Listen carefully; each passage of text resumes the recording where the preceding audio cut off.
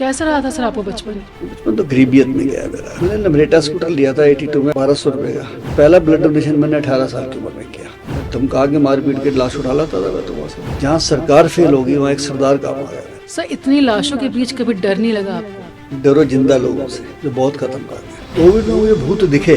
हमने कोविड में अगर सनातन के अनुसार संस्कार कराए तो हमने 200 से ज्यादा मुस्लिम के भी कफन दफन किए।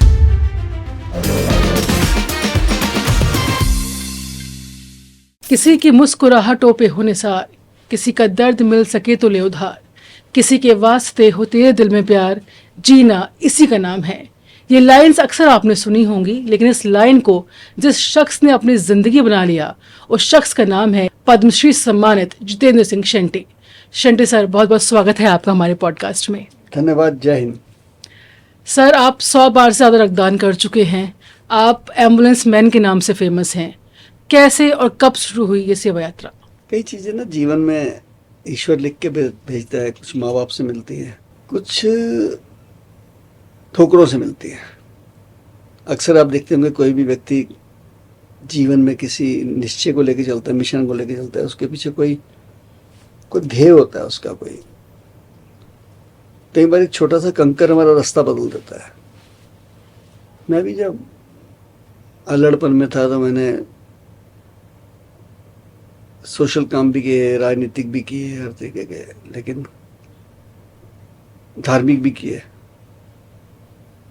लेकिन एक छोटे से हादसे ने जो मेरे जीवन को बदला, जिसमें मैं देखता हूँ कि एक व्यक्ति अपने बच्चे के दाह संस्कार के लिए पैसे न होने के कारण लोगों की जली हुई अध जली लकड़ियों के टुकड़े उठा के संस्कार कर रहा है।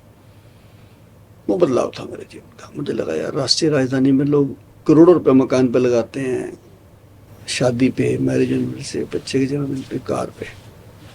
उसी दिल्ली में एक व्यक्ति बच्चे की लाश लेके बैठा है। बस वो पहला संस्कार कराया था। उसके बाद किस साल की बात है सर? 95 के। 95 की। कैसा रहा था सर आपका बचपन? बचपन तो गरीबियत में गया मेरा। सच बोलूं, मैं 10वीं में ही पढ़ रहा था तो पिताजी की मृत्यु हो गई। कारोबार सेटल नहीं था, जो था वो बड़े भाई ने कब्जा कर लिया। और जो मजे लेने की उम्र थी, ऐश करने की, स्ट्रगल में चली गई। आज तक जिंदगी में हिल स्टेशन नहीं देखा मैंने भाई। जब देखने का समय आया तो ऐसे कामों में पड़ गया कि फुर्सत ही नहीं मिली। सर, मैंने सुना था कि आपने 35 रुपए का फुटपाथ से खरीद के कोट भी पहना था, वो क्या? हाँ, पैसे ही नहीं होते थे।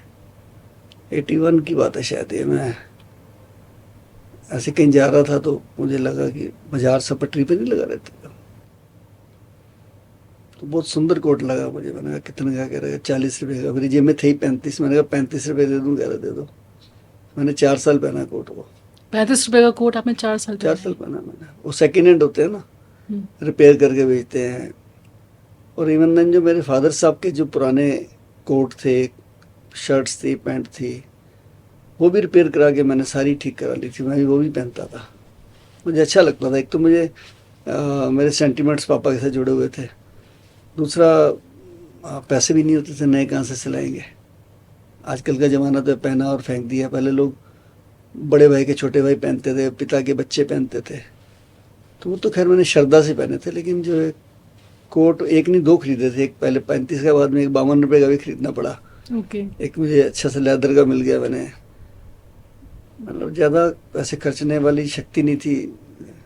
स्कूटर भी नहीं होता था उस समय। तो पहला स्कूटर कब लिया था सर? मैंने लमरेटा स्कूटर लिया था 82 में 1200 रुपये का। 1200 रुपए का स्कूटर। और शायद 2-3 साल चला के फेंक दिया कुवाड़ में। फिर सेकेंड हैंड लिया और स्कूटर। मतलब समझ लीजिए कि पुराने नट बोल्ट से लेके, मोटर पार्ट से लेके, और जो मेहनत का दौर ऐसे चला कि ट्रक की छत पे बैठ के और मैं कानपुर तक जाता था सामान बेचने के लिए। और फिर मैंने कारों का काम शुरू किया, पुरानी कारों का। वो भी पटरी पे बैठ के किया। उनमें शॉप नहीं थी कोई। मेरे जीजा जी का मकान बन रहा था। मैंने रिक्वेस्ट की कि क्या मैं यहाँ बैठ के कर सकता हूँ पटरी पे? कहते कर लो। तो मैंने वो काम शुरू किया, चल गया। बहुत ईश्वर ने मुझे अच्छा उसमें फल दिया और मैं मेहनत भी करता रहा। वहाँ से मेरी स्टेब्लिशमेंट शुरू हुई एकदम से। बचपन में कितने शरारती थे शंटी सर? वैसे तो हर बच्चा होता है, लेकिन शरारत लाड से आता है। लाड मीन्स माँ बाप का प्यार मिलता रहे, माँ बाप का साया सिर पर रहे, तो और जिम्मेदारी ना हो, फिर तो इंसान शरारती ही रहता है। शरारत के साथ साथ मैं हिम्मती भी था। हम्म, जैसे पहला ब्लड डोनेशन मैंने 18 साल की उम्र में किया। ये किसी से इंस्पायर होके किया या आपका नहीं, खुद की मैं सोच मेरे थी? पड़ोस में एक अंकल थे, बैंक मैनेजर थे, उनका ऑपरेशन था हार्ट का। तो आंटी जी मेरी मम्मी के पास आए तो कहने लगे कि इनका ऑपरेशन है और ब्लड नहीं मिल रहा, लाइव ब्लड चाहिए एस्कॉट में। तो हमारे पंजाबियों में ना हल्लाशेरी बहुत होती है। मेरी मम्मी कहती है मेरे पुत्र नू ले जाओ, ए दे देगा।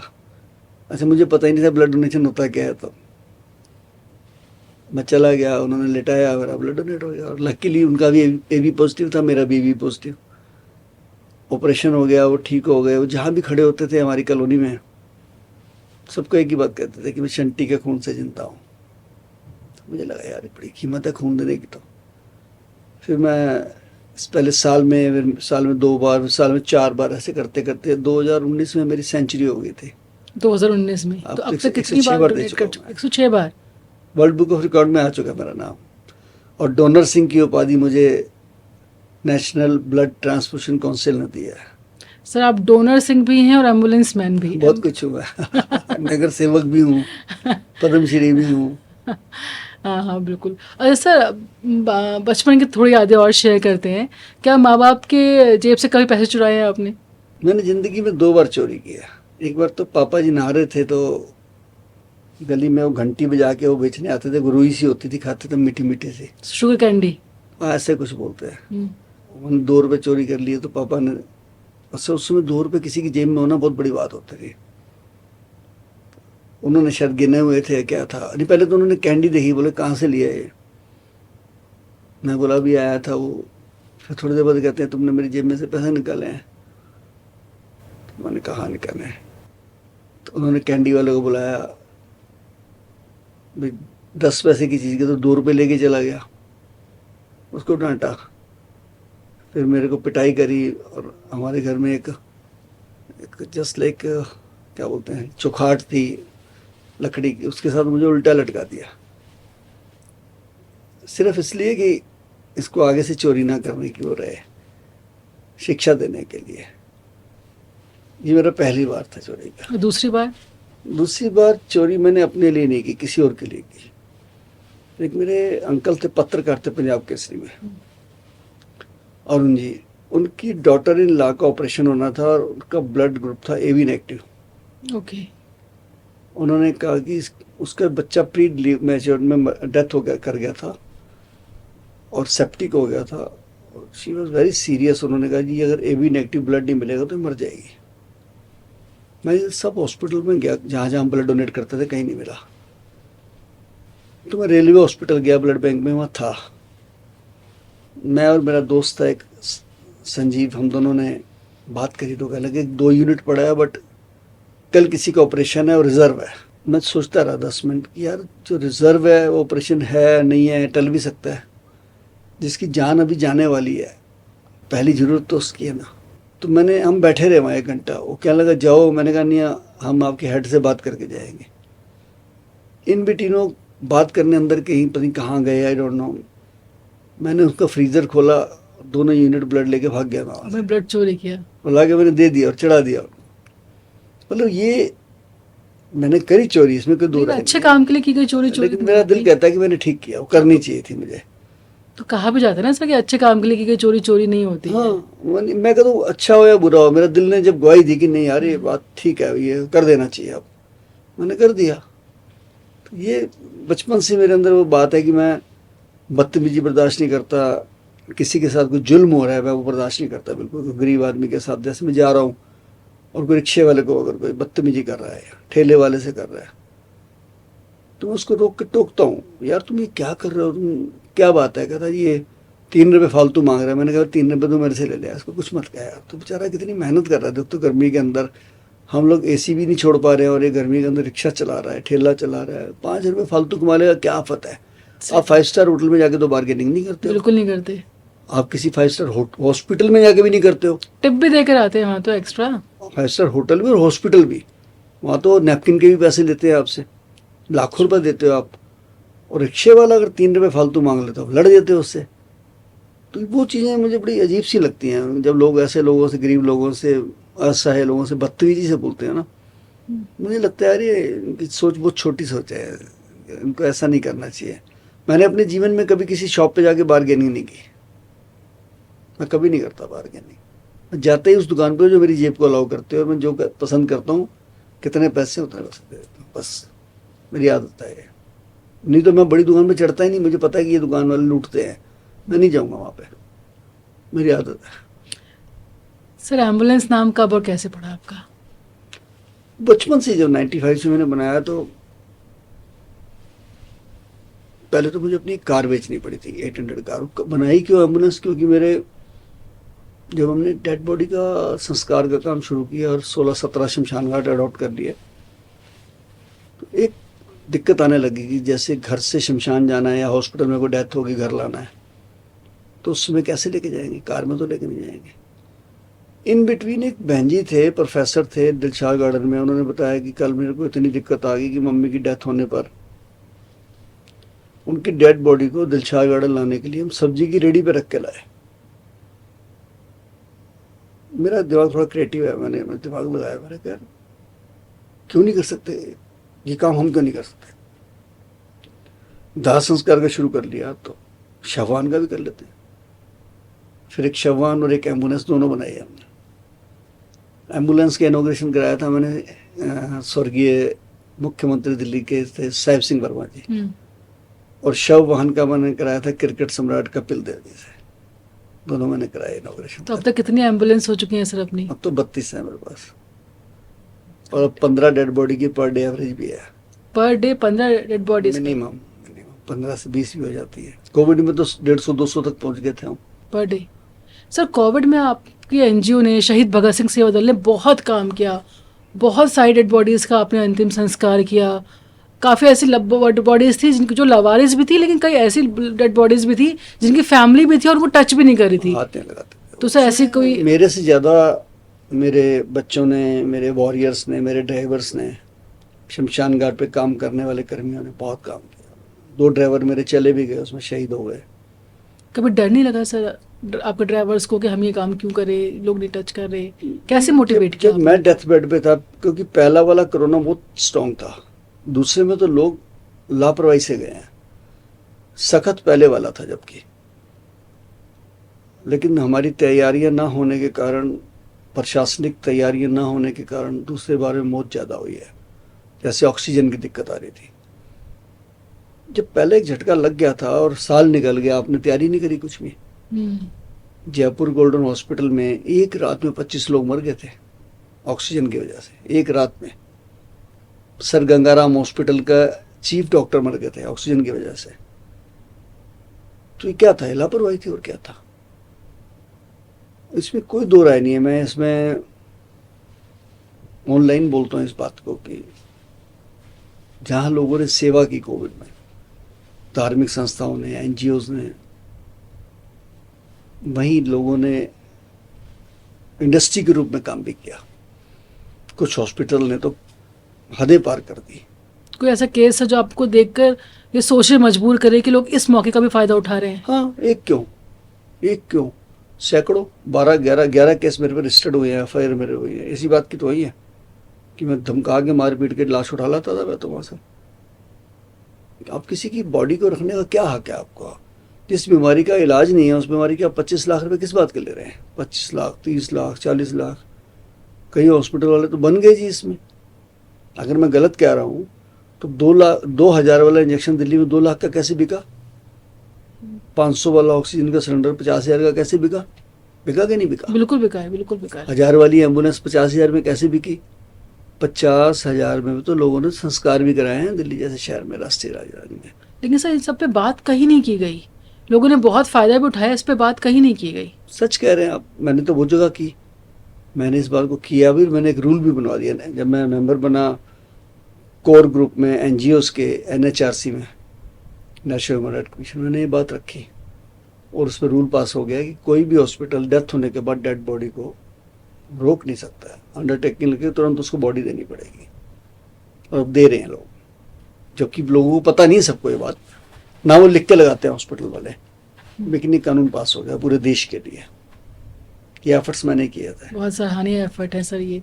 सर आप खुद भी कोविड की चपेट में आए तो बहुत क्रिटिकल हो गए थे उस वक्त। मैं, मेरा बच्चा, मेरे मिसेस सारे हॉस्पिटल थे। मैं तो डेथ बेड पे था, मेरा बीपी 35 और मेरा ऑक्सीजन 55 में फिर भी बच गया। बच्चा वेंटिलेटर पे था। जब पहला ड्राइवर मेरा चला गया तो मेरे बाकी ड्राइवर घबराने लगे। होता ही है नेचुरली कि एक बंदा बीच में से चला जाए तो घबराहट होती। उनके परिवार वालों ने भी कहा होगा कि आप बाल बच्चेदार हो। तो मैंने कहा यार, मैंने कहा देखो हम 25 साल से फौजी की तरह काम कर रहे हैं बिना किसी तनख्वाह के, और जंग लग गई है और सामने वाले देश ने हमारा एक जवान मार दिया है। उसके बाद हमको घर बैठना है या उसका बदला लेना है? आपकी कॉन्शियस क्या कहती है? कहने लगे जी बदला लेना चाहिए। तो मैंने कहा फिर कोविड से के साथ लड़ना है हमको। घर बैठ के भी मरेंगे, मर रहे हैं लोग, घरों वाले ज़्यादा मर रहे हैं। मैं आपको एक जो मैंने इसका निष्कर्ष निकाला है, मैक्सिमम वो लोग मरे हैं जो कोठियों में बैठे थे, आईसीयू में बैठे थे। झुग्गी में रहने वाले लोग बहुत कम केसेस आए हमारे पास, ना बराबरी आए हैं। उसकी वजह क्या रही सर? वजह है कि उनकी विल पावर थी। वो कुछ भी खा लेते हैं, गर्मी में रह लेते हैं। एसी में रहने वाले लोग 70% तो शुगर के मरीज हैं। सारी बीमारियां, उनको दवाइयां खाते हैं, उनके अंदर सहन शक्ति नहीं है। जैसी कोविड आया वो बर्दाश्त नहीं कर पाया उसको। सेवा करी नहीं किसी ने। एक घर में 4 कमरे हैं तो चारों में अलग अलग पेशेंट पड़ा है, अगर कोई मर गया तो उठाना नहीं जा रहा। जो कोठी में रह रहे थे वो तो संपन्न फैमिली होंगी, उसके भी अंतिम संस्कार किए हैं शहीद भगत सिंह सेवादल? ज़्यादातर वही करे हैं हमने। 99% हमने कोठी वालों के संस्कार किए। तीसरे चौथे पांचवें मल्ले से भी उठा के लाया। तो उनके पास ना पैसों की कमी थी, ना लोगों की कमी थी, फिर किस चीज़ की कमी थी? मिलता है कुछ नहीं था, कोई प्रशासन नहीं सुनता था। मुझे एक फ़ोन आया था कोई बड़े चैनल से कि शंटी जी एक बॉडी पड़ी है द्वारका में और बहू ससुर के पास बैठी है, पति उसका कनाडा में है,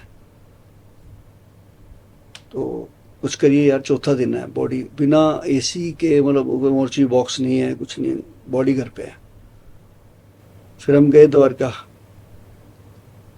5वें मल्ले से हमने बॉडी नीचे उतारी। लिफ्ट भी नहीं थी उसमें, पुराने टाइप की बनी हुई थी बिल्डिंग। तो जब नीचे लेके जाने लगे तो वो बहन जी थोड़ा रोने लग गए, थोड़ा आंसू आ गया, भावुक हो गए। तो एक माता जी वहाँ खड़े थे, कहने लगे अब क्यों रो रही है बेटा? तो अब तो सारे इंतजाम इन्होंने करा दिया शहीद भगत सिंह सेवादल ने। कहने लगी माता जी मेरे पापा वाले आंसू तो सूख चुके हैं, 4 दिन से मैं बैठी हूँ घर में डेड बॉडी के साथ। 4 दिन तक डेड बॉडी के साथ? 4 days, 3 nights 4 days कि मैं पापा के पास बैठी हूँ, कोई नहीं आया, ना रिश्तेदार, ना अड़ोसी, ना पड़ोसी। ये आंसू इस बात के हैं कि जब मैंने सारी दिल्ली में सबको फ़ोन कर लिया, जहाँ सरकार फेल होगी वहाँ एक सरदार काम आ गया मेरे। ये बात कही उसने मेरे को, मेरे रोंगटे खड़े हो गए। मैंने कहा इसने क्या बात बोल दी, बहुत बड़ी बात बोल दी उसने। सच में बहुत फख्र भी हुआ मुझे अपनी टीम के ऊपर कि यार देखो इसने हमारे को इतना मान सम्मान दिया, छोटी बात नहीं है ये। कुछ केसेस तो ऐसे थे जो बोलो जिन्होंने हमारा दिल भी तोड़ दिया, सही बोलो मैं। जिसे कहते हैं हदों को पार करके लोग अपनी, जैसे सर जो हदें थी ना, मतलब वो ऐसा लगा कि यार ये बड़ा नकली सा काम है। जो परिवार है, जो ग्रंथों में लिखा है ना कि सुख के सब साथी दुख में ना कोई, और उपकार फिल्म का वो गीत था मनोज कुमार जी की मूवी में, सुख में तेरे साथ चलेंगे, दुख में सब मुख मोड़ेंगे, दुनिया वाले तेरे बनकर तेरा ही दिल तोड़ेंगे, देते हैं भगवान को धोखा, इंसान को क्या छोड़ेंगे। ये आपने देखा सामने? बहुत कुछ देखा, बहुत कुछ देखा। मतलब एक ही घर से आज माता जी की बॉडी लाए हैं, 3 दिन बाद पिताजी की लाए हैं, फिर 3 दिन बाद एक भाई की ला रहे हैं। 3 लाशें घर में से आ रही है। ये अपने हाथों से जिसे कहते हैं लोग, लिटरली। मतलब उनके घर वाले सब बीमार थे, नहीं आ सकते थे, लेकिन जहाँ ठीक भी थे, किसी ने कहा जी मैं डर लगता है मुझे, किसी ने कहा था मैं छोटे दिल का हूँ, मेरे बर्दाश्त नहीं कर पाऊंगा, जी आप ही ले जाओ बॉडी को। हम कहते थे साइन करके दे दो मैं अंडरटेकिंग। अब जाते जाते उन्होंने दर्शन करने के बहाने किसी ने चैन उतार ली, किसी ने अंगूठी उतार ली, किसी ने बालियां उतारी, बहुत कुछ करा लोगों ने वालों को। उस समय डर नहीं लगा उनको किसी प्रकार का भी। ये काम करते वक्त ईमानदार एक आंटी जी अकेले थे, बच्चे बाहर थे, तो उनके जब अंकल जी को हम लेके चलने लगे, बहुत पास खड़े थे मेरे, 15-20 फुट पे। मैंने कहा दर्शन कर लो आप। तैयार कर लिया था हमने वो सैनिटाइज करके। वो दर्शन करने को आने को तैयार नहीं हुए, 10 फुट आगे भी नहीं आए। नहीं कहते हो गए ले जाओ बताओ। ये हालात थे उस समय, मतलब कोई अपनापन नहीं था। लेकिन फिर मैं उसी बात पे आ रहा हूँ, ये सारी चीजें अमीरों में है। गरीब के यहाँ से किसी की मृत्यु होती है तो बहुत रोते हैं। उनको लगता है कि हमारा सब कुछ चला गया, हमारी कमाई का साधन, हमें पालने वाला, पढ़ाने वाला, रोजगार देने वाला, रोटी देने वाला चला गया। अमीर के यहाँ से डेथ होती है, वो कहते सब कुछ तो है हमारे पास, सारा कुछ तो यहीं पे है, गाड़ियाँ भी यहीं हैं, मकान भी यही है, फैक्ट्री भी यही है, दुकान भी यही है, बैंक बैलेंस भी है, एफडी भी है, इंश्योरेंस भी है, बंदा ही तो गया है ना। ये सारी चीजें कहीं ना कहीं उस बंदे से ज्यादा जरूरी है। वो रोते भी नहीं है, वो तो काले काले चश्मे लगा के आए थे, मोटे मोटे थे, वहाँ शमशान घाट पे बस खड़े हो और गए। कोविड में तो वो भी नहीं आए। कोविड में तो भाग ही गए वो, कोविड में नहीं आए कोई। सर कोई वीआईपी गेस्ट जो आपको लगे कि बहुत वीआईपी और इसका भी अंतिम संस्कार करना पड़ रहा है? वीआईपी तो ऐसे नॉन कोविड में तो हमने माननीय अटल बिहारी वाजपेयी जी का कराया, बल्कि उनके घर 2 दिन जो बॉडी रखी गई थी तो मैं वहीं खड़ा था, मोर्ची बॉक्स हमारा ही था। सुषमा स्वराज जी, अरुण जेटली जी, सब जगह हमारा इंतजाम था। और इंद्र कुमार गुजराल जी जो पूर्व प्राइम मिनिस्टर थे देश के, वो भी, उनकी मिसेज भी, बहुत ऐसे पुराने टाइम में, जैसे हमारी एम्बुलेंस तो बहुत पुरानी होगी यार, राजेश पायलट जी के टाइम से, माधवराव सिंधिया जी के टाइम से, वीएन गॉडगिल, ऐसे मैं बताना शुरू तो करूँ तो सैकड़ों लोग ऐसे हैं दिल्ली के अंदर जो हस्तियां थी, मतलब जो सबने वहीं जाना है। आफ्टर ऑल एक बहुत बड़े इंडस्ट्रीज थे, उनकी मिसेज की डेथ हो गई कोविड में। मुझे फ़ोन आया कि एम्बुलेंस भेज दो, मैंने भेज दी। फिर मुझे फ़ोन आया कि शंटी जी जहाँ हम शमशान घाट में हैं, वो तो कह रहे हैं कि 20-25 बॉडीज़ में इकट्ठे जलाएंगे उनको बल्क में। उसे बोलते हैं कम्युनिटी बेस्ड क्रिमेशन। कहने लगा मैं इतने पैसे वाला आदमी हूँ कि मैं तो शमशान घाट ही खरीद लूँ, और मेरी मिसेज भीड़ में जलेगी तो मुझे बर्दाश्त नहीं है। मैंने कहा आपने बॉडी उतारी तो नहीं एम्बुलेंस से? कहते नहीं। मैंने कहा आप फिर दिलशाद गार्डन ले आइए, मैं अपने शमशान घाट पर करा दूंगा सीमापुरी में। फिर वो यहाँ ले आए, फिर मैंने उनको बड़े तरीके से, बाई चांस एक बात खाली था, हमने वहाँ करा दी। यहाँ भी 5 की एवरेज है, वैसे तो उस समय 200 तक आ रही थी मेरे को, 250 पर डे। ये हालत है। सर नॉर्मल डेज में लोग शमशान घाट जाने से डरते हैं, कोविड टाइम में आप 150-200 बार जा रहे थे, आपको कभी डर नहीं लगा? मैं जाता नहीं था, मैं 21 दिन बाहर ही नहीं आया शमशान घाट में ही? मैं घर ही नहीं गया, समय नहीं मिलता था। मैं क्या नहीं गया, समय ही नहीं मिलता था। जो मेरी एम्बुलेंस है, आप कहते हैं ना एम्बुलेंस मैन क्यों कहते हैं, इसलिए कहते हैं कि मैं एम्बुलेंस में अपना सारे साधन रखता हूँ। सर जहाँ पूरा देश डरा हुआ था, आपकी वाइफ ने कभी रोका नहीं कि क्या कर रहे हो, अपने आप को देखो? आपकी वाइफ का क्या रोल रहा सर? देखिए, जब किसी को जुनून आ जाता है ना, तो कोई दीवार नहीं होती है। कोई भी काम इंसान शिद्दत से करे, रास्ते में कोई दीवार नहीं आ सकती है। फिर तो एक ही है, बस कामयाबी की मिशन होता है हमारे, मछली की आंख। मैं किसी अवार्ड के लिए काम नहीं कर रहा था, लेकिन उस जुनून ने मुझे वहां तक पहुंचा दिया। फैमिली का सपोर्ट प्रॉपर मिला आपको? बहुत। बच्चा मेरा लंदन से पढ़ के आया डिजास्टर मैनेजमेंट में, वो भी मेरे साथ काम कर रहा था, सबने साथ दिया। और सबको कोविड हुआ था? क्योंकि मैंने को- फेसबुक पे मेरे को तो 2 बार हुआ है, देखी बच्चों को थी। 3-3 बार हुआ है। 3 बार हुआ है? मेरे को 2 बार हुआ था। सर आपकी लाइफ पर बॉलीवुड की फिल्में बन रही है, कोई बायोपिक भी बन रही है? सिंह सुरमा, कब तक हम देख पाएंगे? अनंत कुमार जी बना रहे हैं, जिनकी जिला गाजियाबाद आई थी। स्टोरी कंप्लीट हो चुकी है। अब देखो क्या कास्टिंग वगैरह, उनकी बात चल रही है 2-3 एक्टर से। किस कौन अवेलेबल रहता है, क्या तो रहता आप क्या चाहेंगे कि आपका रोल कौन प्ले करे? दो कौन सा तीन बॉलीवुड जगह- एक्टर है जो आपके रोल को जस्टिफाई कर पाएगा? है। हाँ, मेरी अक्षय जी से भी बात हुई थी, पर अक्षय जी के पास अभी बहुत बिजी शेड्यूल है, उनके पास तो 2027 तक का शेड्यूल पैक है। मैं अक्षय जी से मेरी अच्छी मित्रता है। अक्षय जी ने मुझे 2 एम्बुलेंस भी भेजी थी कोरोना में। बहुत अच्छे इंसान है अक्षय कुमार जी। क्योंकि वो समय ऐसा था कि उस समय हमारे पास एम्बुलेंस कम पड़ गई, तो मेरे पास 8 या 9 थी, अब तो 32 हैं। उसी में बड़ी हैं कोरोना में। लकड़ी नहीं थी, ये बहुत बड़ी समस्या थी। ये हालत थी एक दिन की, 66 डेड बॉडी पड़ी हैं और लाश जलाने के लिए लकड़ी नहीं है। तो कैसे होता था सर लकड़ी का इंतजाम उस वक्त? हमने फिर रात को फेसबुक पे मैंने लाइव करा, अपील करी, और वो अपील इतनी सक्सेस हुई कि सुबह 5 साढ़े 5 बजे मुझे नोएडा से फ़ोन आया कि शंटी जी आपकी अपील हमने सुन ली है, और 8 साढ़े 8 बजे तक आपके ट्रक आने शुरू हो जाएंगे आपके पास, और 1000 टन लकड़ी तक हम फ्री देंगे आपको। मैंने कहा जी कौन बोल रहे हैं? कह रहे हैं मैं राजू चड्डा बोल रहा हूँ, वेव सिटी के मालिक हैं। 1000 टन लकड़ी उन्होंने दी राजू चड्डा जी ने।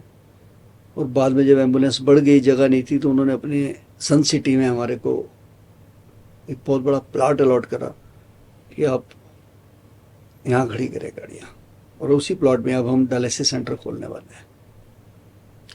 तो शहीद भगत सिंह सेवा दल और कौन कौन सी सेवाएं करता है?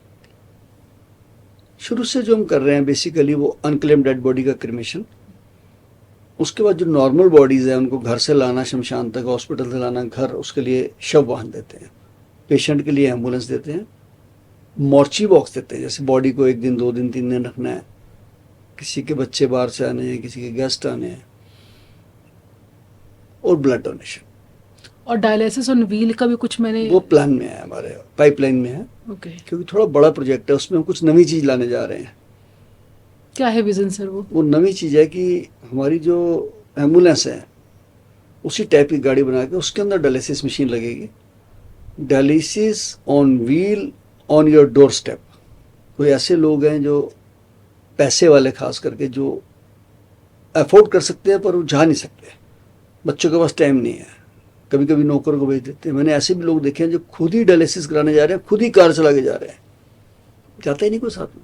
हफ्ते में 3 बार होता है, एक आधी बार बच्चे चले गए, अब 2 बार चले गए, उसको अवॉइड करते हैं। बच्चे अवेलेबल नहीं है, जॉब पर हैं, वो खुद ही जा रहे हैं। अब जिसको डायलिसिस होना है तो होना है उस दिन, वो नहीं तो मर जाएगा वो तो ऐसी चीज़ के लिए उनके घर पे डायलिसिस की हमारी एम्बुलेंस आएगी, खड़ी हो जाएगी, डॉक्टर टेक्नीशियन साथ होंगे, वहीं डायलिसिस कर दिया जाएगा उनको। बहुत मिनिमम चार्ज रखेंगे उसके, जो हमारा खर्चा आएगा।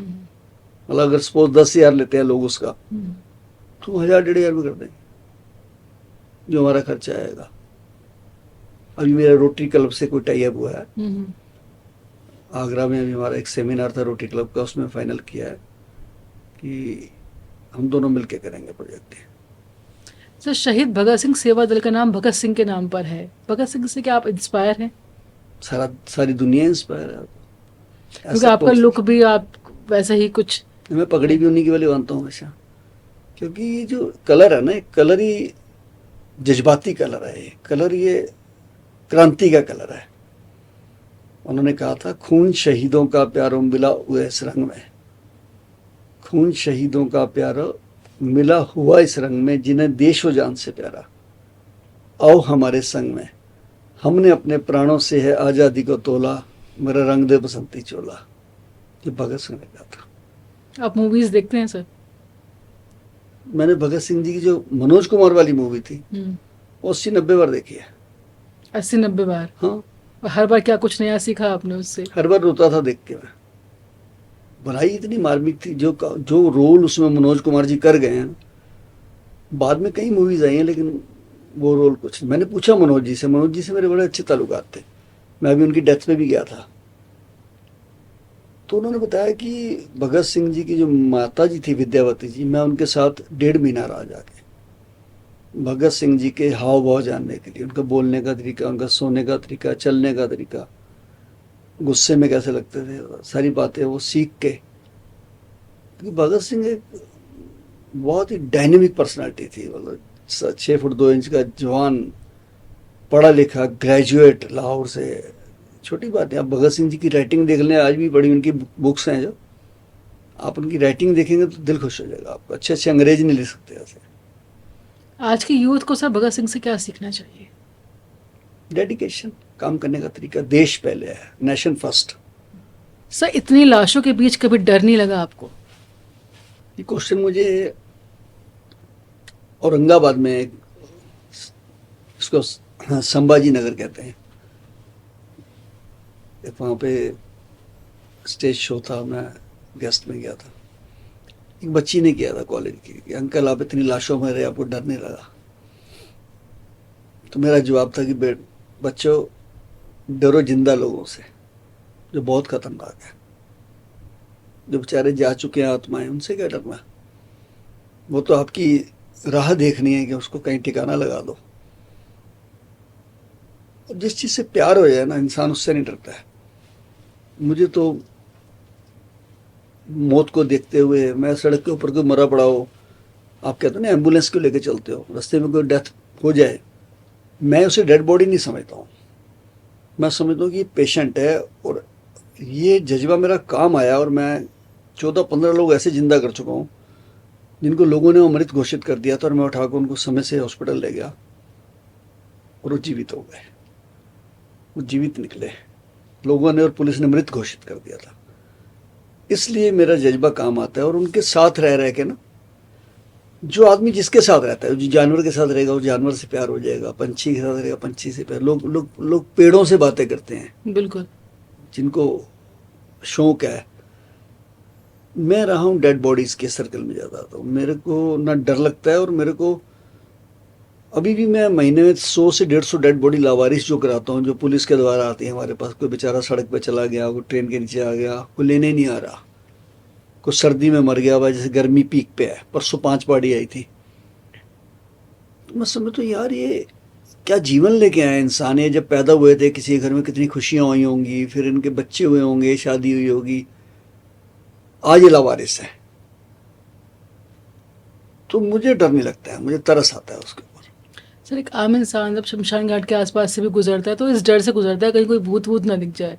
तो कभी ऐसा कोई एक्सपीरियंस हो कि आप तो लगातार लाशों के बीच में रहे, कोविड टाइम में लगातार शमशान घाट में रहे, तो कभी ऐसा आपको फील हुआ कि भूत प्रेत होते हैं? कोविड में मुझे भूत दिखे अच्छा।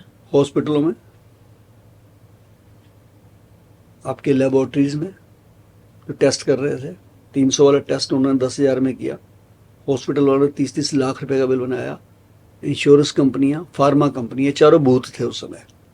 इन चारों ने मिलकर जो कहर ढाया ना जी, लोगों के घर बिक गए, दुकानें बिक गई, धंधे चले गए, नौकरियां चली गई। इनको तरस नहीं आया, लाशें देने से मना कर दिया। मैं लड़ के लाशें लाया हूँ, इनसे मार पिटाई करके लाया हूँ। 11 FIR है मेरे खिलाफ, मैं भुगत रहा हूँ। ये भूत है असली। तो अभी भी ये केसेस चल रहे हैं आप? हाँ, मैं नहीं परवाह करता, मुझे पता है मैं जीतूंगा। हम भी उम्मीद करते हैं कि आप जीतें नहीं, मैं सर। जीतूंगा, मुझे पता है, क्योंकि उन्होंने करे कुकर्म है।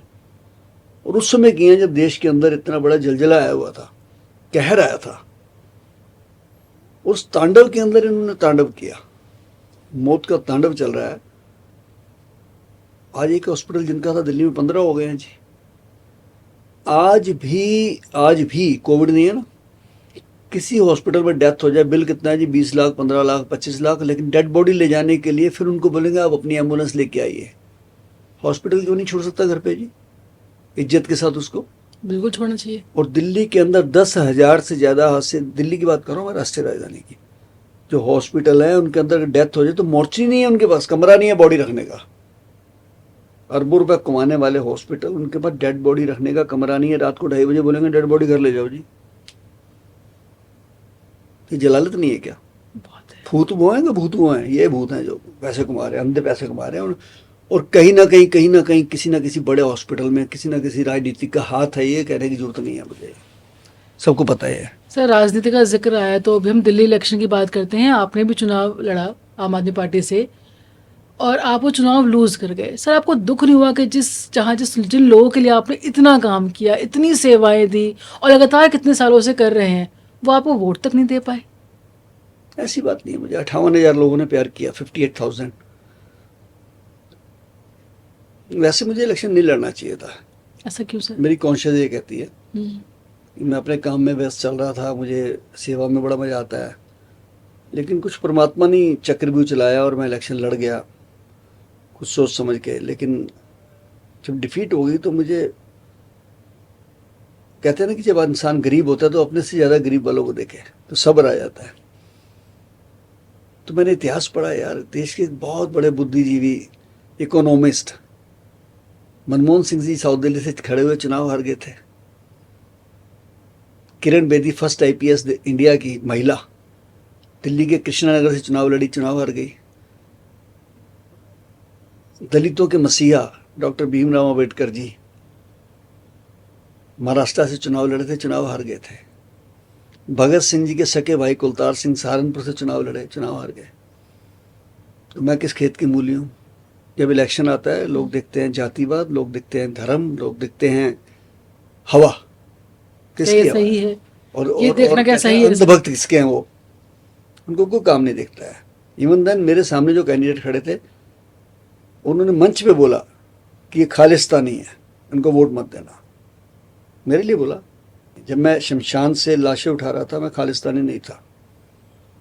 जब मैं पेशेंट उठा रहा था, खून दे रहा था, मैं खालिस्तानी नहीं था। राष्ट्रपति जी ने मुझे पद्मश्री दिया, मैं खालिस्तानी नहीं था। लेकिन मैं चुनाव में खड़ा हुआ तो मैं खालिस्तानी हो गए। मुझे उनकी बोलने पे अफसोस नहीं है। उन्होंने उन करोड़ों लोगों की भावनाओं के साथ तिरस्कार किया है जो मुझे इज्जत देते हैं, जो सेवा को इज्जत देते हैं, जो पद्मश्री को इज्जत देते हैं। एक राष्ट्रपति का अवार्ड जिसको मिल चुका हो उसको आप खालिस्तानी कह के अवार्ड की भी बेइज्जती कर रहे हैं, राष्ट्रपति जी की बेइज्जती कर रहे हैं आप। लेकिन कहा उन्होंने, मेरे पास वीडियो है उसकी, मैंने उसका डेफेमेशन केस डाला हुआ कोर्ट में। तो इस हद तक लोग गिर जाते हैं, इसलिए मुझे चुनाव नहीं लड़ना चाहिए था। लेकिन कोई बात नहीं, ये भी एक बहुत बड़ा एक्सपीरियंस रहा। तो क्या सर आगे भी नहीं लड़ेंगे? नहीं, मैं नहीं लड़ूंगा, जरूरत नहीं है, मुझे लोग बहुत प्यार देते हैं वैसे। सर फ्रांस की यूनिवर्सिटी ने आपको डॉक्टरेट की उपाधि भी दी है। हाँ, मुझे कोविड के बाद सोर्बन यूनिवर्सिटी फ्रांस वालों ने इनविटेशन दिया था। मैंने मना कर दिया कि मैं वहाँ नहीं जा सकता हूँ। क्यों? बस मैं एक अवार्ड लेने के लिए वहाँ जाऊँ जचता नहीं है, मेरा दिल ये कहता था। फिर उन्होंने दिल्ली में आके फंक्शन किया बकायदा 5 स्टार होटल में, और मेरे को भी, मेरे बेटे को भी, जीत को, दोनों को उन्होंने डॉक्टरेट की उपाधि दी। और यूएसए ने सर आप पे एक फिल्म भी बनाई, एक शॉर्ट फिल्म, वो कौन सी फिल्म है? एंजल फॉर द डेड 2006 में बनी थी, श्लोका फिल्म्स, कार्तिक सुब्रमण्यम ने बनाई थी। तो मैं तो सोच रहा था ऐसी जनूनी लोग हैं, वो पता नहीं पैसा खराब कर रहे हैं, 25-30 लाख रुपए उस समय लगा दिया उन्होंने। ओके। शॉर्ट मूवी थी वो। उसके लिए उन्होंने शूट किया दिल्ली में, हरिद्वार में, खंखल में, बनारस में, सब जगह मुझे लेके गए साथ वो, और जेन्युइन शॉट लिए सब जगह। और मूवी जाके उन्होंने जॉय फिल्म फेस्टिवल में चलाई और उसे गोल्ड मेडल मिला वहाँ पे। हम लोगों को फिल्म देखनी हो तो हम कहाँ देख सकते हैं? यूट्यूब पे अवेलेबल है? Angel for the dead, angel for या जॉय फिल्म फेस्टिवल में चले जाइए, उसमें आ जाएगी, निकल आएगी उसमें। सर ग्रंथ और गुरबाणी आपके जीवन में क्या स्थान रखती हैं? स्पिरिचुअलिटी कितनी जरूरी है? गुरु नानक देव साहब ने कहा था, अव्वल अल्लाह नूर पाया, कुदरत के सब बंदे, एक नूर ते सब जग उपजा, कौन भले को मंदे। परमात्मा ने जब पैदा किया है, कोई अच्छा नहीं है, कोई बुरा नहीं है, इसमें कोई मजहब नहीं है उसमें। आप एक पैदा होते बच्चे को किसी दुनिया के डॉक्टर के पास ले जाओ, बता ही नहीं सकता किस कौम का बच्चा है ये तो नाम हमने दिया उसको। तो हिंदू बनेगा या मुसलमान बनेगा, इंसान की औलाद है, इंसान बनेगा, ये नाम हमने दिया उसको। मैं समझता हूँ हर ग्रंथ, चाहे वो श्री गुरु ग्रंथ साहिब है, श्री भगवत गीता जी है, रामायण है, कुरान शरीफ है, बाइबल है, किसी एक के अंदर ये तोड़ने का नहीं लिखा हुआ, जोड़ने का लिखा हुआ है, एक दूसरे से जोड़ने का लिखा हुआ है। और हर जगह लिखा है कि किसी मजलूम, किसी गरीब के ऊपर जुल्म नहीं करना है, और सेवा करते समय उसमें कोई धर्म आड़े नहीं आना चाहिए। हमने कोविड में अगर सनातन के अनुसार संस्कार कराए तो हमने 200 से ज़्यादा मुस्लिम के भी कफन दफन किए। 14 क्रिश्चियन बॉडी को दफनाने की जगह नहीं थी। जीटीबी चर्च के फादर मेरे पास आए, वक्त की ऐसी मार देखी है कि उनको दफनाने की जगह नहीं मिली, उनका संस्कार करना पड़ा हमें जला के। फिर उनकी एशेस को ले जाके उन्होंने दफनाया। लेकिन हमने कहीं देखा नहीं कि कौन किस जाति के लोग वहाँ पे आ रहे हैं। एक ही विज़न था कि सेवा करनी है। हमने 4 दिन की बच्ची को भी दफनाया कोविड में, और 70 से 80 साल के बुजुर्ग को भी। लेकिन भावना तब जुड़ती है जब हम अपनापन समझते हैं। आपको बुजुर्ग की अगर बॉडी आ रही है, उसको अगर मैं सोचूंगा कि ये वैसी लाश है, तो मेरी भावना नहीं जुड़ेगी। मैं अगर ये सोचूंगा कि मेरे पिता की भी तो हो सकती है यार, तो मैं उस तरीके से उनको हाथ लगाऊंगा, उस तरीके से उनका संस्कार करूंगा, सारे रिचुअल करूंगा। मैं आपको एक बहुत छोटा सा हादसा सुनाता हूँ कि दिलशाद गार्डन में एक सिंगर थे, 39 साल उम्र थी, नाम मैं भूल रहा हूँ कुछ, बहुत अच्छे सिंगर थे। उनकी मिसेज जॉब करती थी, वो भी 30-32 साल की होगी। मुझे किसी का फ़ोन आया कि ठीक हो के घर आ गए थे, लेकिन आज एकदम मृत्यु हो गई है। 39 ईयर्स के यंग, छोटा सा बच्चा। तो शाम हो रही है, कैसे करें, संस्कार करने हैं। तो मैंने कहा कुछ नहीं करना, हम आ रहे हैं, हम करेंगे। हम गए, 3 लोग थे हम, एक ड्राइवर, 2 हम थे। मैं देख के दंग रह गया उस समय कि इधर बिल्डिंग, सारी तरफ बिल्डिंग है, लोग बिल्डिंगों पे खड़े हैं मोबाइल कैमरे लेके। और वो महिला अपने पति के पास जमीन पे अकेली बैठी है, घर से बाहर ही, डेड बॉडी बाहर पड़ी है। शायद हॉस्पिटल से आए होंगे या कहाँ से आए, डोंट नो। अकेली औरत, वो बहन अकेली। अब जब हम सैनिटाइज करके बॉडी को रख रहे हैं एम्बुलेंस में, तो 3 कंधे थे, चौथा कंधा नहीं था हमारे पास। ये बुरा समय भी मैंने देखा है। सिर्फ 3 कंधे थे, राष्ट्रीय राजधानी दिल्ली में। और उस बहन ने मुझे कहा, कहती भैया मैं साथ चलूंगी, मुझे ले चलो प्लीज, रिचुअल मैं अपने हाथ से करूंगी। उसने रिचुअल अपने हाथ से किया, सारे संस्कार पूरा अपने हाथ से किया। तो जहां अपनों ने साथ नहीं दिया, आसपास भीड़ है लेकिन गैलरी में खड़े खड़े होके हैं सब, टीवी बना रहे हैं, वीडियो बना रहे हैं, सब उसकी वीडियो डाल रहे हैं, पास नहीं आया कोई। तो जब अपनों ने कहीं साथ नहीं दिया, वहां पे अगर शहीद भगत सिंह सेवा दल खड़ा हुआ, तो एक जज्बात का रिश्ता था, ये खून का रिश्ता नहीं था, ये जज्बात का रिश्ता था। सर, आज की यूथ में जज्बात का रिश्ता बने, इसके लिए क्या करना होगा? मतलब क्या मैसेज देना चाहेंगे आप आज के यूथ को कि ये जो रिश्ता है जज्बातों का, ये उनके अंदर भी पनप पाए, और वो भी मोबाइल छोड़कर अगर कुछ सेवा करना चाहे तो कैसे करें?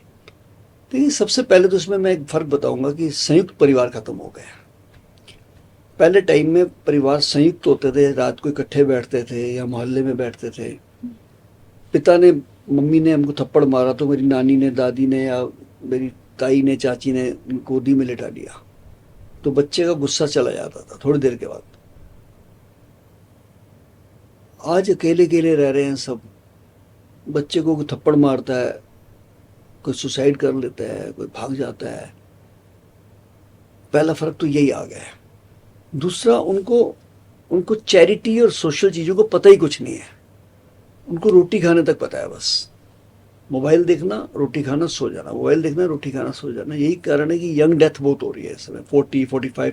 सर, अब एक इन्फ्लुएंसर ने सुसाइड किया जस्ट बिकॉज कि उसके फॉलोअर्स कम हो रहे थे, बताओ। और वो 24 साल की मात्र लड़की थी, 1 मिलियन से 320 के फॉलोअर्स हुए, और उसने सुसाइड कर लिया डिप्रेशन की वजह से। डिप्रेशन की वजह से। ये डिप्रेशन क्यों हो रहा है? सोच फालतू की है ना, गंदी सोच है, बढ़ती जा रही गंदी सोच। अच्छी वाली कम होती, जैसे कोलेस्ट्रॉल 2 होते हैं ना, गंदे वाला एक अच्छे वाला। Bad cholesterol, good cholesterol. ये हमारी सोच जो है ना, गंदी वाली बढ़ती जा रही है, अच्छी नहीं बढ़ रही है। कि हम रोज, मैं कहता हूँ आप जिस धर्म के हो, आप मंदिर जाइए, गुरुद्वारे जाइए, चर्च जाइए, मस्जिद जाइए, वो जो समय वहाँ पास करेंगे उसमें कुछ आपकी भावनाएं बदलेंगी। अभी आपने एक बात कही थी कि शमशान के आगे से निकलते डर लगता है। मैं इसको उल्टा कहता हूँ। आप जब मंदिर गुरुद्वारे जाते हो, आपके अंदर एक प्राउड आ जाता है कि आज तो मैं अपने धार्मिक स्थल पे आया हूँ और मेरा कुछ नहीं बिगाड़ सकता। होता है ना, ये काम तो बन ही जाएगा, बन ही जाएगा। तो मतलब आपके अंदर थोड़ा ऊंचापन आ जाता है, गर्व कह सकते हैं उसको। लेकिन जिस दिन आप शमशान में जाते हो और वहाँ को बॉडी जल रही है, तो फ्यू सेकंड के लिए आपको लगेगा यार क्या साथ ले जाना है, ऐसे ही तो जल जाना है। वो जो फ्यू सेकंड है ना, वो आपके जीवन को बदल सकते हैं। वो आपके अंदर नीचापन लेके आते हैं, आपकी औकात दिखाते हैं कि यार हम क्या हैं, मैं करते रहते और ये पड़े हुए हैं देखो। भाई मैं शंटी हूँ, मैं जितेंद्र सिंह शंटी हूँ, मैं पद्म श्री हूँ, मैं एम्बुलेंस मैन हूँ, अभी मैं चला जाता हूँ, आप डोनर सिंह भी हैं। मैं डोनर सिंह भी, अभी मैं मर जाऊँ तो क्या ये बॉडी है, ये बॉडी है। फिर बॉडी कहते बॉडी हैं। कहते कोई नहीं कहेगा जितेंद्र सिंह शंटी जी को उठाओ, एल्डर बॉडी को उठाओ। एम्बुलेंस मैन, बॉडी को इधर रखो, बॉडी को उठाओ, बॉडी को, वो बॉडी हो जाता है। वो सेकंड्स में लोग बदल जाते हैं, आप देखिए। कितना कड़वा सच है। सच बता रहा हूँ मैं आपको, मैं तो रोज देखता हूँ ये बातें। इसलिए आपको संयुक्त परिवार में रहना सीखो, धर्म के साथ जुड़ो। नहीं कुछ भी काम है, जाओ आप बैठो, आधा घंटा बैठ के तो देखो आप। संगत और पंगत देखो आप, बड़ी मजेदार बता रहा हूँ मैं आपको।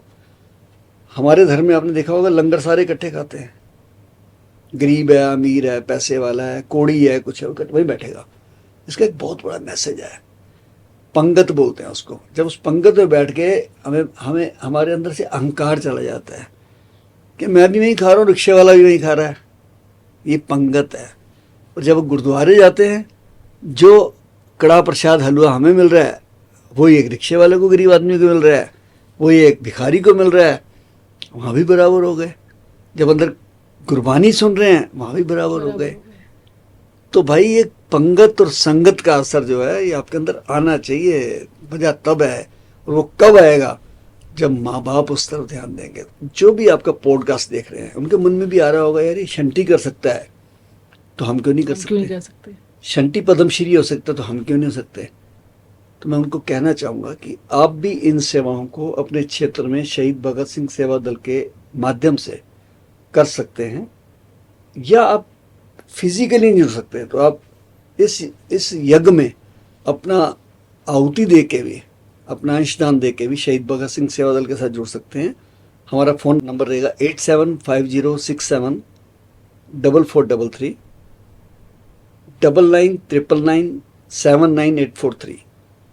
आप चाहते हैं कि आपके क्षेत्र में आके मैं लोगों को प्रेरित करूं, जागरूक करूं, तो मैं उसके लिए भी तैयार हूं। कॉलेज में, स्कूलों में, इंस्टीट्यूशंस में जाता हूं मैं मोटिवेटर के रूप में। मैं आपके यहाँ भी आने के लिए तैयार हूं, देश के किसी भी कोने में मैं जाने को तैयार हूं। और मैं बहुत बहुत आपका धन्यवाद करता हूं, आज के पॉडकास्ट में बुलाया आपने। और मैं तो यही कहूँगा कि हम जिएंगे और मरेंगे है वतन तेरे लिए। क्या बात है, दिल दिया है जहाँ भी देंगे है वतन तेरे लिए। जय हिंद। तो आज हमारे पॉडकास्ट में हमारे खास मेहमान थे जितेंद्र सिंह शंटी, जिनकी कहानी आज बहुत शानदार है और कल भी उतनी ही शानदार रहेगी। सर बहुत बहुत थैंक यू आपका कि हमारे पॉडकास्ट में आए और इतना कीमती वक्त हमें दिया। Thank you sir.